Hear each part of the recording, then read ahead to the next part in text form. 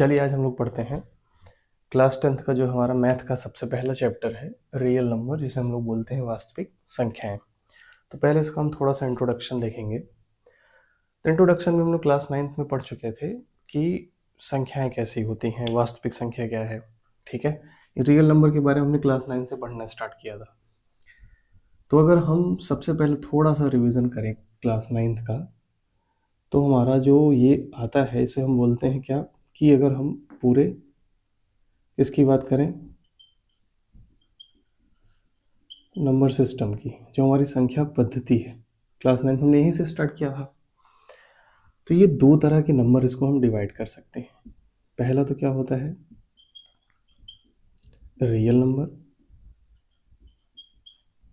और दूसरा क्या होता है इमेजिनरी नंबर।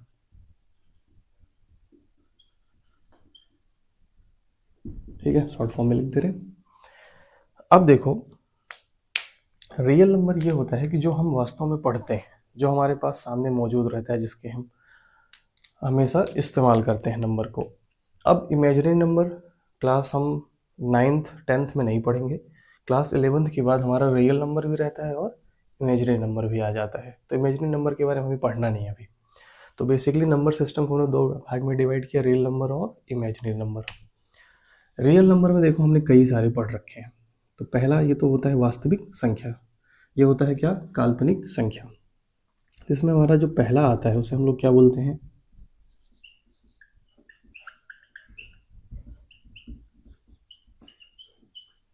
नेचुरल नंबर, जिसे हम लोग हिंदी में बोलते हैं प्राकृतिक संख्या।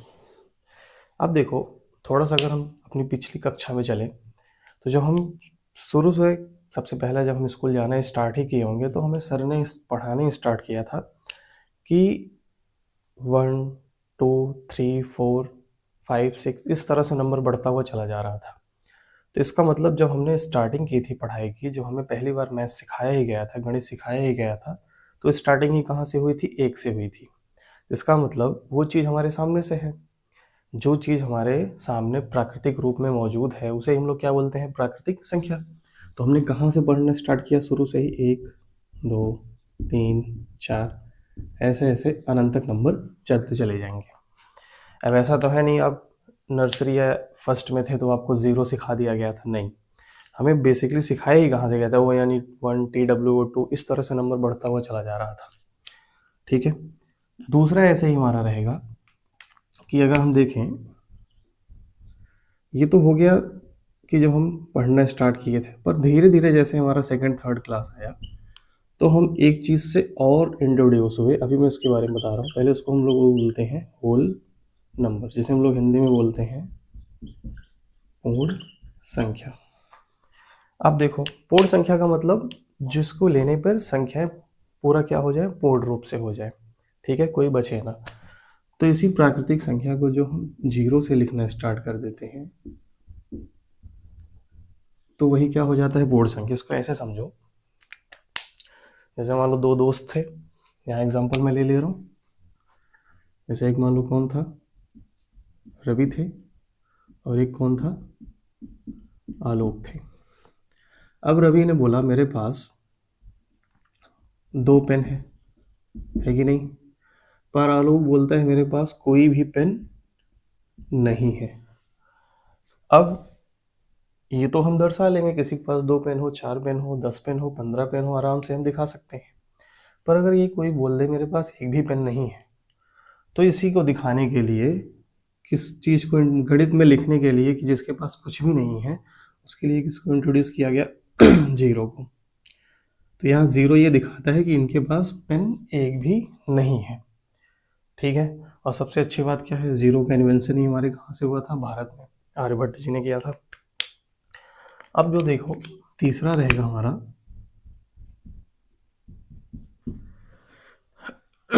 देखो होता तो ऐसे है फ्रैक्शन, पढ़ लो, जैसे हम लोग क्या बोलते हैं भिन्न। ठीक है, जैसे हम लोग किस में दिखाते हैं, A/B के रूप में। ठीक है, जैसे इसको हम लोग क्या बोलते हैं अंश, और इसे क्या बोलते हैं हर। ये कभी भी नेगेटिव नहीं हो सकता। भिन्न कैसा होता है? कभी भी नेगेटिव नहीं होगा। ठीक है। अब जो हमारा चौथा आता है उसे हम लोग बोलते हैं, वैसे इसको हम लोग दूसरे में पढ़ना चाहते थे, चलो इंटीजर। इंटीजर को बोला जाता है क्या? पूर्णांक। पूर्णांक संख्याएं। अब देखो पूर्णांक संख्या क्या होती है, मैं आपको ओवरली बता देता हूँ। अगर हम जीरो से किसी संख्या को लिखें तो ऐसा होता है इनफाइनाइट तक। इसी को जब हम लाइन के इस तरफ जाएंगे उसी को इंट्रोड्यूस किया जाता है किससे? -1 से, -2 से, -3, इस तरह से कहाँ तक जाएगा? माइनस इनफाइनाइट तक। अब देखो ये कैसे एग्जाम्पल से समझें। चलो हम इन्हीं को ले लेते हैं।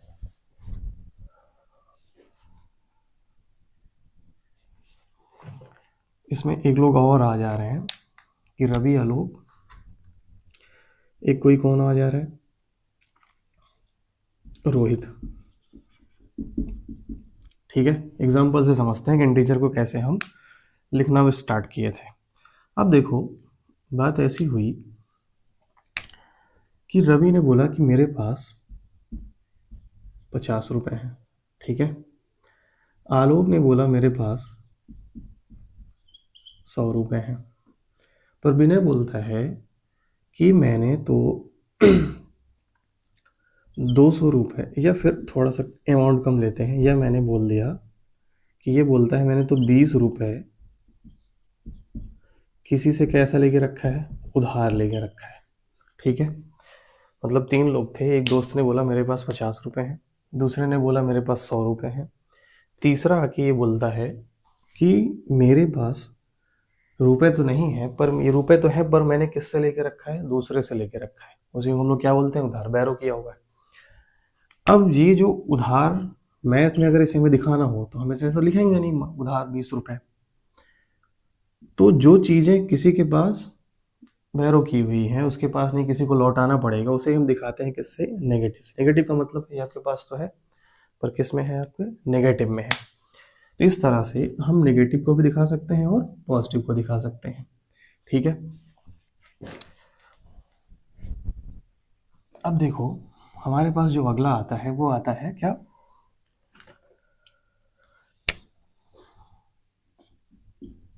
Rational number.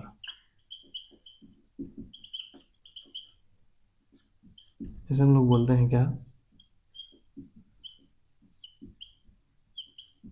परमेय संख्या। ठीक है। परमेय संख्या को इस सीधे देखो कि हम जिसे p/q के रूप में लिख सकें। ठीक है। और जहां p और q कैसा हो? एक पूर्णांक संख्या हो। ठीक है। और q जो है वो 0 के बराबर ना हो। ठीक है। मतलब पूर्णांक का मतलब लिख देता हूं, जैसे क्या हो? इंटीजर हो और q जो है वो 0 के बराबर ना हो। जो भी हमारा हर रहेगा वो 0 के बराबर नहीं रहेगा। जैसे कोई बोल दे -2/3, ये हमारा क्या है? रेशनल नंबर है। 12/-3, ये भी हमारा क्या है? इंटीजर है। कोई बोल दे -2/-3, ये भी क्या है? हमारा इंटीजर है। पर अगर कोई बोल दे 2/0, क्योंकि यहाँ क्या आ गया? q बराबर 0, तो ये हमारा इंटीजर नहीं होगा, क्योंकि 0 से किसी भी संख्या में डिफाइन करेंगे तो देता है क्या? अपरिभाषित। ठीक है। इसको हम डिफाइन ही नहीं कर सकते, किसी को हम 0 से डिवाइड करें तो हमारा आंसर क्या आएगा? इसलिए 0 को हम कंसीडर नहीं करते हैं किसमें? रेशनल नंबर, वो भी कहाँ? डिनोमिनेटर में। ठीक है। अगला जो हमारा होता है वो रहता है क्या? Irrational number.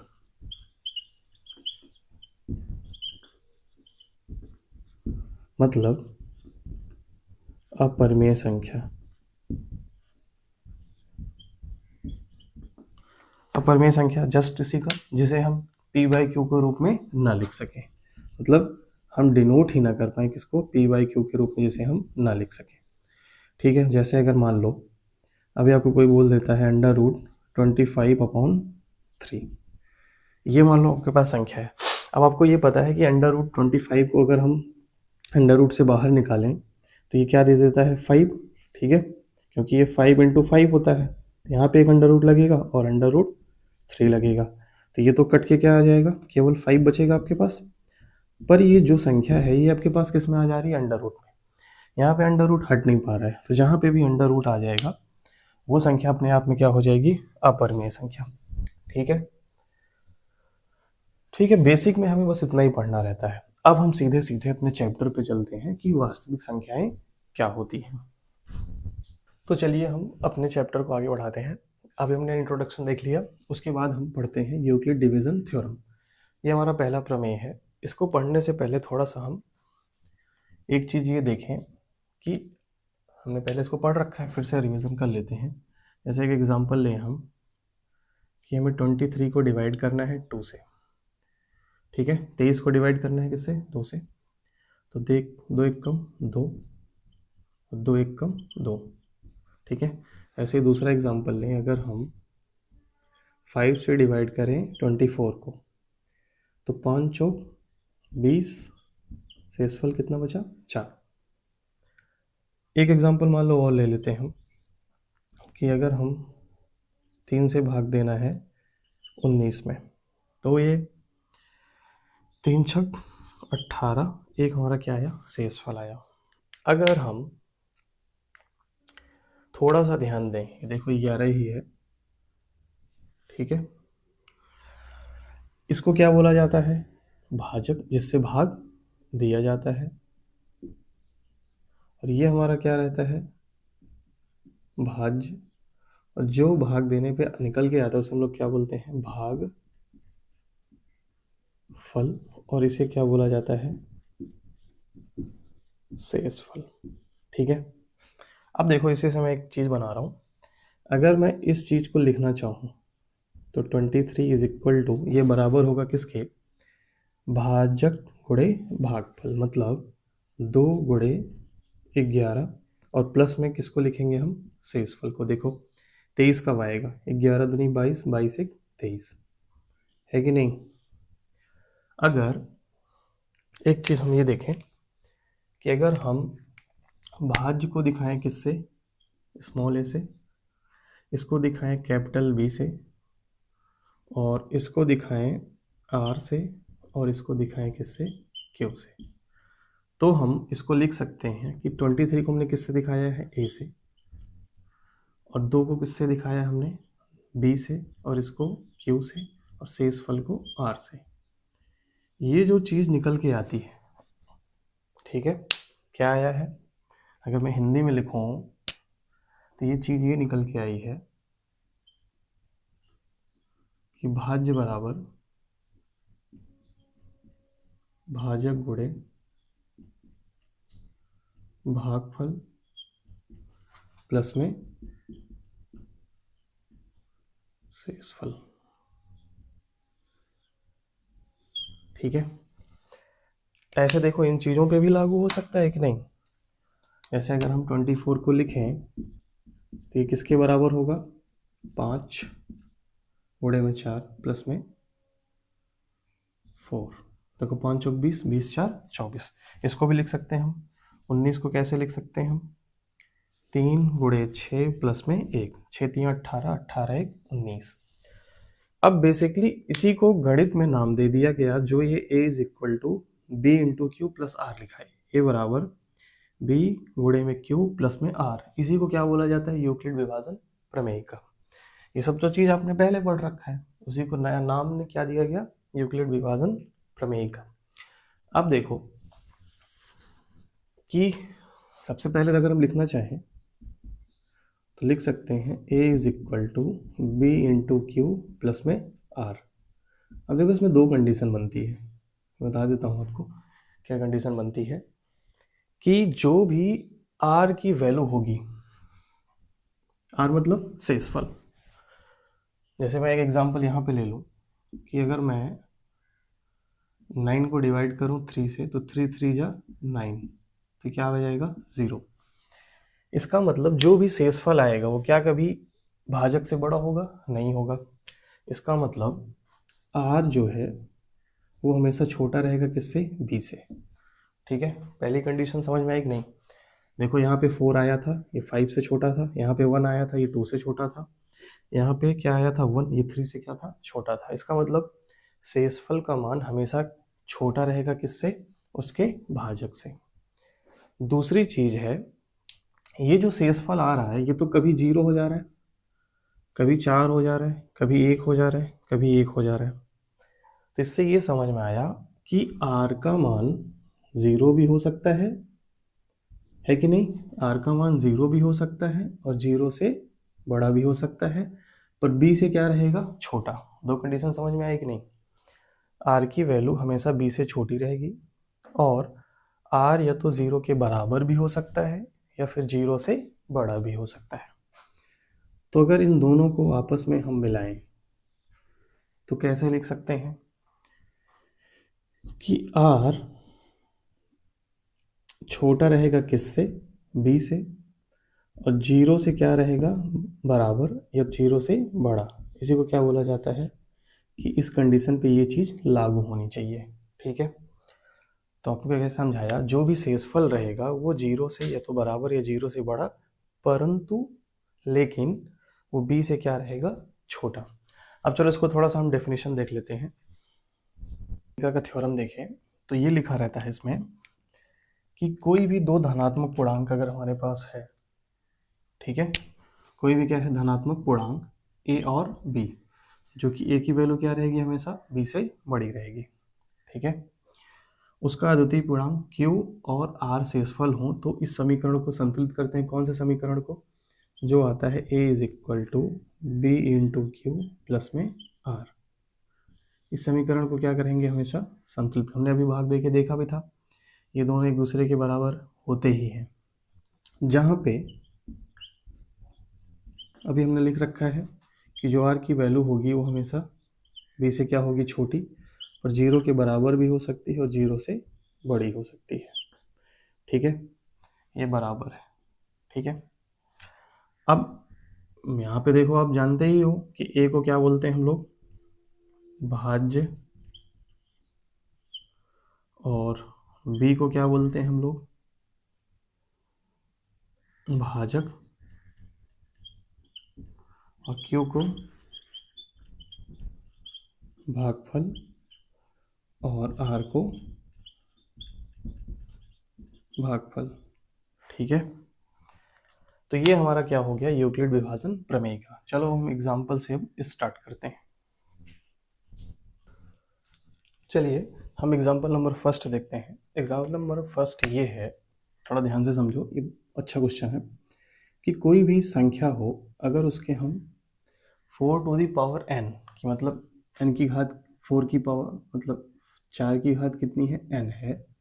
अगर इस पर हम विचार करें, जहाँ n एक ऐसी संख्या है, प्राकृतिक संख्या है। n प्राकृतिक संख्या का मतलब ये होता है कि n बराबर क्या हो सकता है, 1 2 3 4, इस तरह से जाएगा अनंत तक। ठीक है, तो जांच कीजिए क्या n का कोई ऐसा मान होगा जिसपे 4n अंक किस पे बंद हो, आपके 0 पर समाप्त होता है कि नहीं होता है। इसका सिंपल सा मतलब ये समझो कि अगर हमारे पास 4 to the power n, n का मतलब अगर हम रखें, कहाँ से स्टार्टिंग कर सकते हैं, 1 से, 4 to the power 2, 4 to the power 3, 4 to the power 4 and so on, इस तरह से चलता रहेगा। तो यहाँ पे तो हमें n का मान ही रखना है। अंत में शून्य का मतलब ये होता है कि किसी भी लास्ट के डिजिट में क्या आ जाए, जैसे अगर हम 50 को देखें तो लास्ट में कितना आता है, 0। 250 को देखें तो लास्ट में कितना आता है, 0। ऐसे ही हमें सिंपल सा ये भी चेक करना है कि जो इसका ये आ रहा है 4 की घात, वो 0 पे समाप्त हो रही है कि नहीं हो रही है। तो यही हमें चेक करना है। तो यहाँ पे देखो, 4 4 की घात 1 क्या आएगा, 4, 4 की घात 2 का मतलब 4 का गुणा 2 बार, 4 चौक 16, 4 की घात 3 का मतलब 4 चौक 16, 16 चौका 64, 4 की घात 4 का मतलब 64 चौका 256, इस तरह से चलता रहेगा। ठीक है, तो हमें ये चेक करना है कि जिसके लिए n का ऐसा मान 4 अंक शून्य पर समाप्त होता है कि नहीं। तो यहाँ पे क्या है, 4, यहाँ पे क्या है 6, यहाँ पे क्या है 4, यहाँ पे क्या है 6। तो क्या हमें लास्ट में 0 दिखाई दे रहा है कि नहीं दिखाई दे रहा है?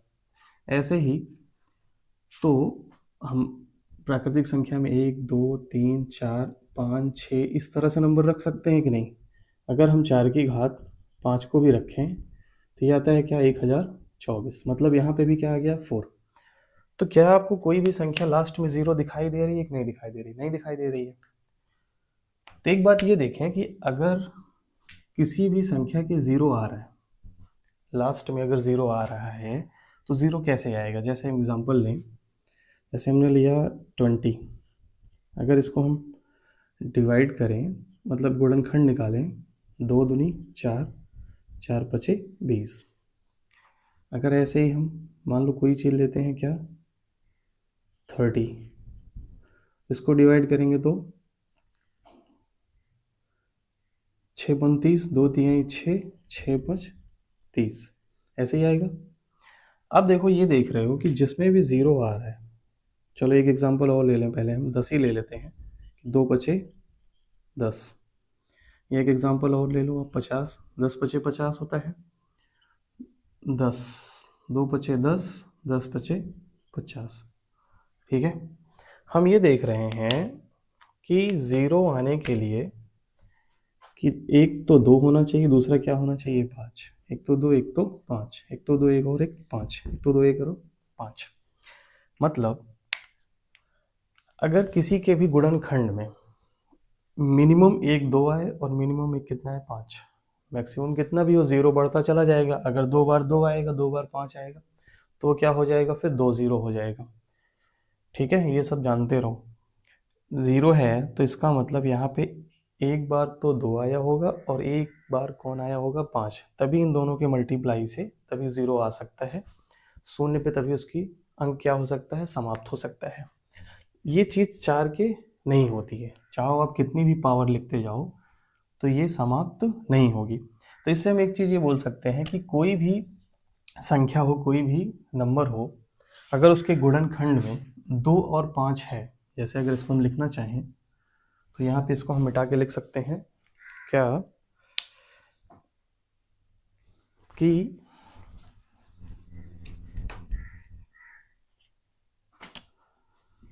कोई भी अभाज्य गुणनखंड में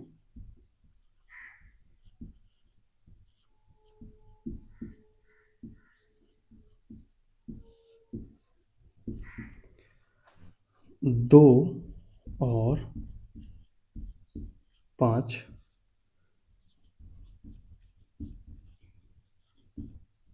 अनिवार्य है। अगर 2 और 5 है तब वह शून्य पर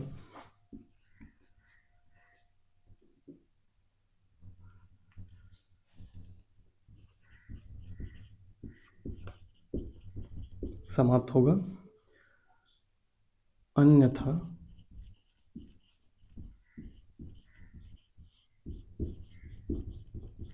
नहीं होगा। अब देखो अपने क्वेश्चन पे आ जाए। तो हमारा क्वेश्चन ये था कि जो ये 4 टू दी पावर n से हम गुणनखंड करेंगे तो 2 इंटू 2, 2 दूना 4 की पावर n, कुछ भी लिख दें। पर अगर हम गुणनखंड में ये देख रहे हैं कि 1 2 तो आ गया पर दूसरा 5 तो नहीं आ रहा है। जब दूसरा 5 नहीं आएगा तो क्या ये 0 पर समाप्त होगा? नहीं होगा। तो हम सिंपल सी बात यहाँ क्या बोल सकते हैं कि 4 टू दी पावर n में कोई भी, या फिर ऐसे लिख लो क्योंकि 2 तो है 5 नहीं है, मैंने भी बोला कि अगर अभाज्य गुणनखंड में 2 और 5 रूप अनिवार्य है तभी तो शून्य आएगा। तो हम लिख सकते हैं 4 टू दी पावर n में 5 नहीं है, अतः यह शून्य पर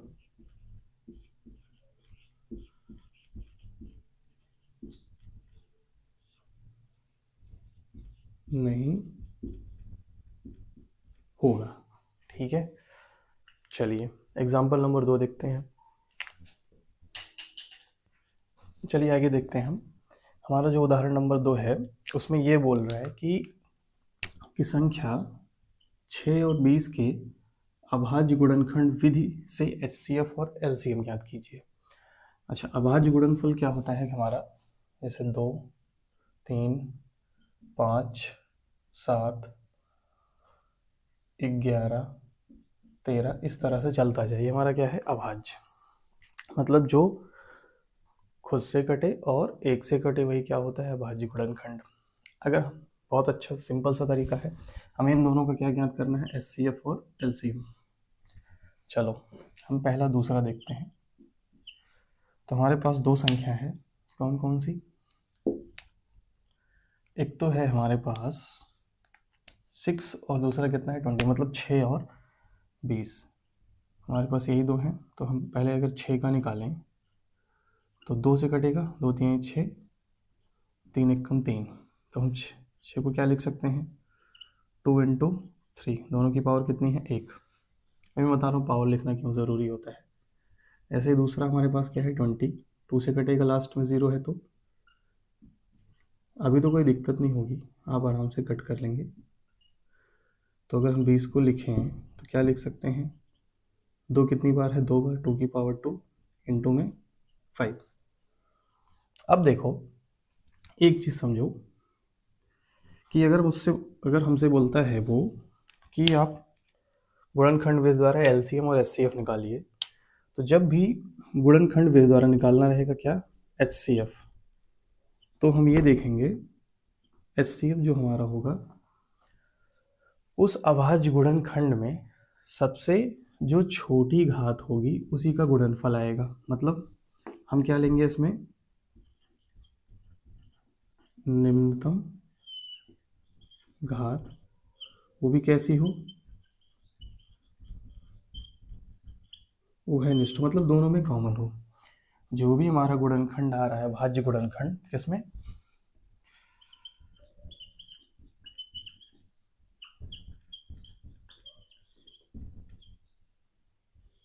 अभाज्य गुणनखंड में जो भी निम्नतम घात उभयनिष्ठ होगी वही हमारा क्या होगा HCF। ऐसे ही LCM की बात करें तो यहाँ पे उभयनिष्ठ नहीं देखा जाता है, यहाँ पे क्या देखा जाएगा उच्चतम घात। पता नहीं उच्चतम घात बोला जाता है कि नहीं, पर हम बोल सकते हैं ये कि उच्चतम घात होना चाहिए, ठीक है। या उच्चतम ना बोल के या आप ये बोल लो सबसे बड़ी घात, जो भी अभाज्य गुणनखंड में आएगी, यहाँ पे कॉमन नहीं देखना। तो पहले अगर हम यहाँ पे किसकी बात करें HCF की, मैंने क्या बोला दोनों में जो कॉमन हो, यहाँ पे क्या है 2, यहाँ पे भी क्या है 2, तो हमने लिख लिया। यहाँ पे 3 है पर यहाँ पे 3 नहीं है, ना 5 ही आएगा ना ही 3 आएगा। तो पहले कॉमन ढूंढना है, कॉमन केवल 2 आया। अब हमें देखना है दोनों में सबसे न्यूनतम घात, यहाँ पे कितनी है 1, यहाँ पे कितनी है 2, तो क्या लेंगे हम 1। इसका मतलब HCF हमारा कितना हो गया 2 ही हो जाएगा। अब LCM की बात करते हैं, यहाँ पे कॉमन नहीं देखना है, कौन कौन सा है हमारे पास 2 है, 3 है और कौन है 5 है। पहले देख लो क्या क्या सारी संख्या लिख लो। मैंने बोला क्या देखना है आपको सबसे बड़ी घात। अच्छा बड़ी घात 2 की यहाँ पे 1 है, यहाँ पे कितनी है 2, तो यहाँ पे कितनी लेंगे हम 2। 3 की कितनी है 1 और 5 की भी कितनी है 1, तो ये कितना हो जाएगा 4, 4 3 12, 12 5 60, तो इसका क्या हो जाएगा LCM। चलो अब हम लोग दूसरा देखते हैं, एग्जाम्पल नंबर 2, नहीं एग्जाम्पल नंबर 3 रहेगा।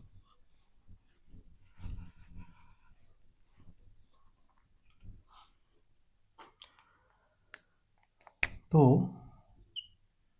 जो तीसरा है हमारा, इसमें भी यही बोल रहा है कि जो हमारा ये गुणनखंड है इसको गुणनखंड करना है 96 और 404 को, इसका HCF ज्ञात करो फिर इसका LCM ज्ञात करो, फिर से वही चीज़ ज्ञात करनी है हमें। तो हमारे पास क्या है 96 और 404, तो पहले अगर हम 96 का करें तो आप जानते हो लास्ट में 6 2 से कटेगा, 2 चौके 8, 2 8 16, 2 दूनी 4, 2 चौके 8, 2 1 कम 2, 2 दूनी 4, 2 6 12, 2 3 6 तीन एक कम तीन। तो 96 को हम क्या लिख सकते हैं, 2 इंटू कितनी बार है, 1 2 3 4 5, 2 की घात 5 बटे 3 की घात 1। ऐसे ही हम देखें अगर 404 को, तो लास्ट में 4 है, 2 से डिवाइड, 2 दूनी 4, 2 दूनी 4, 2 1 कम 2 0, 2 1 कम 2। अच्छा, अब 101 किससे डिवाइड होगा, तो 101 आप 2 से देखोगे, क्योंकि हमें आवाज ले रहे हैं, 2 नहीं हो रहा है, 3 से 1 1 2, 2 जोड़ने पे 2 आ रहा है, तो 3 से भी नहीं होगा, 5 से भी नहीं होगा, 7 से भी नहीं होगा, तो किससे डिवाइड हो जाएगा, 101 से। तो हम 101 को लिख सकते हैं 2 की घात 2 और 101 की घात 1। अब देखो सिंपल सी बात, क्या कि अगर हम HCF निकालें इन दोनों का, इन दोनों में कॉमन 2, सबसे निम्नतम घात मैंने बोला, यहाँ पे 5, यहाँ पे 2, तो कितना आ जाएगा 2, तो कितना आ गया 4। अच्छा, LCM देखोगे आप, मैंने बोला सबसे पहले लिख लो, 2 है, 3 है और कितना है 101 है। मैंने बोला वो भी सबसे बड़ी घात लेनी है, तो 2 की घात 5 है और 2 की घात 2, तो हम क्या लेंगे 2 की घात 5, 3 की घात 1, 101 की घात 1। अब देखो जब इसका हम मल्टीप्लाई करेंगे तो हमें ये क्या देगा फिर, 9696। ठीक है, या आप गुणा करोगे तो इतना आएगा। ठीक है, अब इसी को जैसे देखो, मैं आपको एक चीज़ और बता दे रहा हूँ।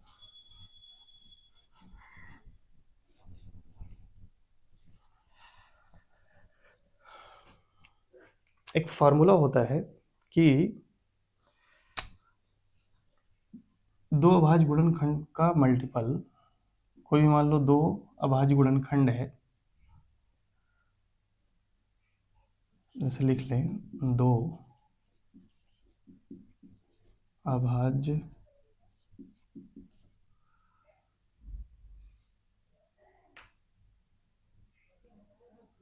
गुणन, नहीं इसको हम डायरेक्ट लिख लेते हैं। देखो जैसे कि कोई भी दो संख्या है,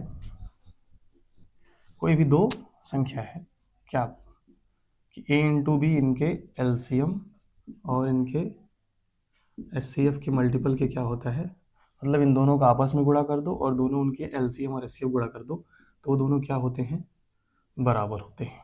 तो जैसे पहली संख्या हमारी क्या थी 96, दूसरी संख्या क्या थी 404, तो 960404। तो मान लो पहले हमने HCF निकाल लिया था, तो HCF कितना आया था हमारे पास, 4 आया था कि नहीं आया था, आया था।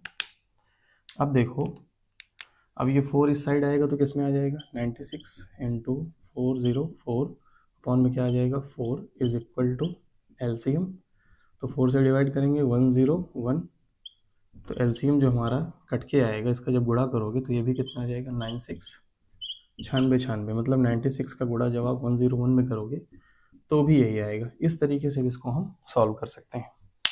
अब देखिए हम अगला देखते हैं, चौथा नंबर।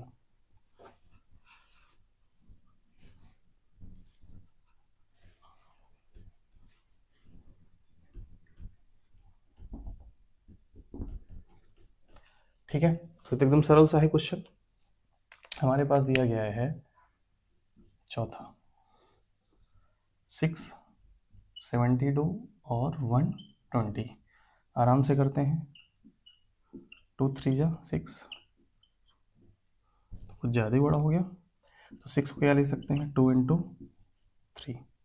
अच्छा, 72 को लास्ट में 2, 2 से कट करो, 2 तिहाई 6, 2 छम 12, 2 1 कम 2, 2 8 16, 2 9 18, 3 तिया 9, 3 1 कम 3।